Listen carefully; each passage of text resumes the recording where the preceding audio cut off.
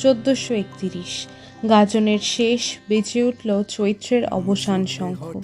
বৈশাখীর কড়া নাড়া আম গাছের মধুমঞ্জুরি ফুল, তার সাথে প্রকৃতি যেন জানান দেয়, এসো হে বৈশাখ, এসো এসো। দিনটি হলো পয়লা বৈশাখ। আজও শপিং মল, হাল ফ্যাশন, মুঠোফোনের দাপাদাপি, পার্ক স্ট্রিটের মেদুরতাকে ঝাঁপিয়ে যায় বাঙালি জাতির এই বিশেষ দিনটিকে ঘিরে ব্যাপক উৎসাহ আর উদ্দীপনা। যদিও বা বাংলা নববর্ষ থেকে ইংরেজি বর্ষপুঞ্জির নির্ভরতাই বেশি, তবুও যেন এখনও কোথাও হালখাতার গন্ধ পাওয়া যায়। পারস্পরিক ভাব বিনিময়ে সম্প্রীতি ক্রয় বিক্রয় উৎস হিসেবে উঠে আসে চৈত্রের বিদায় লগ্ন। আবহমান কাল থেকেই প্রাচীন বাংলায় পালিত হয়ে আসছে নববর্ষ।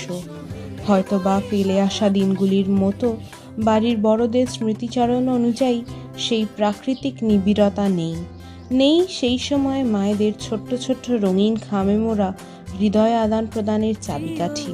হয়তোবা সব হারিয়ে গিয়েছে। দিদা ঠাম্মাদের প্রণাম করে আশীর্বাদ ছিনিয়ে নেওয়ার প্রীতি তবুও। তারপরও বাংলা নববর্ষের আজও সবার কাছে বিশেষ অর্থ বহন করে।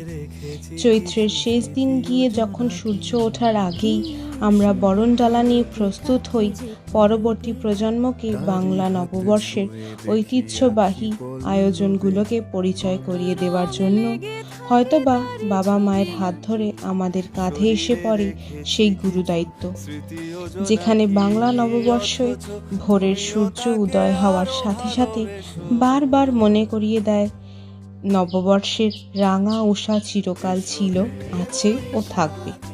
আর আমাদের প্রতি বড়দের একটাই আর্জি যে বাঙালি, তুমি হারিয়ে যেও না। রচনা ও পাঠে আমি সন্নিষ্ঠা।